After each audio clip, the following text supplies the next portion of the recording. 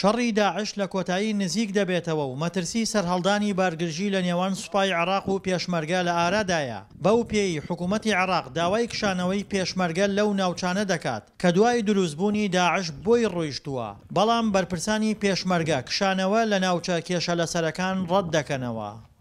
شەڕی داعش ڕەنگە لە مووسڵ کۆتایی پێبێ، بەڵام داعش کۆتایی پێ ناتوە هێشتا ماوە، ڕەنگە شێوەی شەڕەکەی بگۆڕێ بە شێوەیەکی تر و ئەو جێگانەش کاتی خۆی پێشمەرگە لە دەستی داعشی وەرگتوۆتەوە، خۆجێشی عێراقی تەسلیمی داعشی کرد، پێشمەرگە لێی وەرگتوۆتەوە، لەبەرەوە ئەو شوێنانە دەستی پێشمەرگەیە و چۆڵیش ناکرێت تێدامێت. پێشتر حکوومەتی عێراق هەوڵی دا بەرپرسانی کورد ڕازی بکات بۆ ناردنی سێلی و حەشد و سوپای عێراق بۆ دەوروبەری کەرکووک، بەڵام کورد ڕێگەدانی بە ڕۆیشتنی هێزی عێراقی ڕەت کردەوە.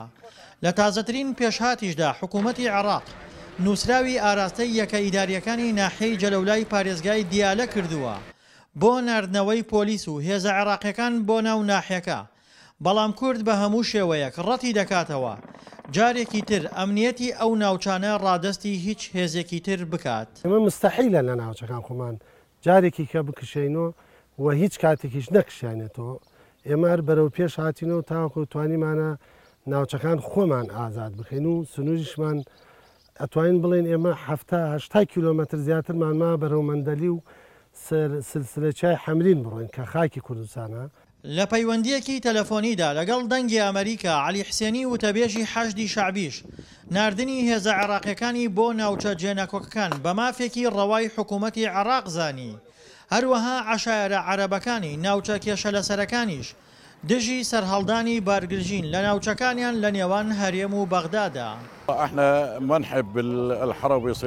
ئێمە نامانەوێت جەنگ ڕوو بدات، جا لەگەڵ حەشدی شعبی بێت یان لەگەڵ پێشمەرگە یان لەگەڵ هێزی لەشکری. ئێمە هەمومان عێراقین و هاوڵاتی یەک نیشتیمانین، ئاینمان یەک ئاینە، هەر بۆیە نە ئاینزا و نەنەتەوە جیامان ناکاتەوە. ئێمە هەمومان یەکین و یەک خواوەندە پەرستین و ڕوو لە یەک قیبلە دەکەین و یەک قورئانمان هەیە. ئێمە نامانەوێت نە کەسێکی حەشدی شعبی یان پێشمەرگە یان سەرباز بکوژرێت، چونکە هەمومان موسڵمانین. ئێمە هەمومان عێراقین و نامانەوێت ئاژاوە لە وڵاتەکەماندا ڕوو بدات. هەر بۆیە داوا لە سیاسەتمەدارانی وڵات دەکەین ژیرانە بیر لە هاوڵاتیانیان بکەنەوە.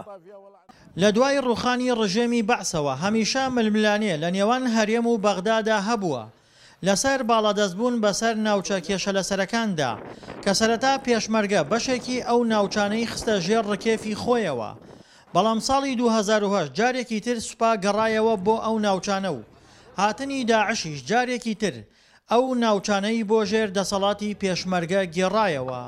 دڵشاد ئەنوەر، دەنگی ئەمریکا، پارێزگای کەرکووک.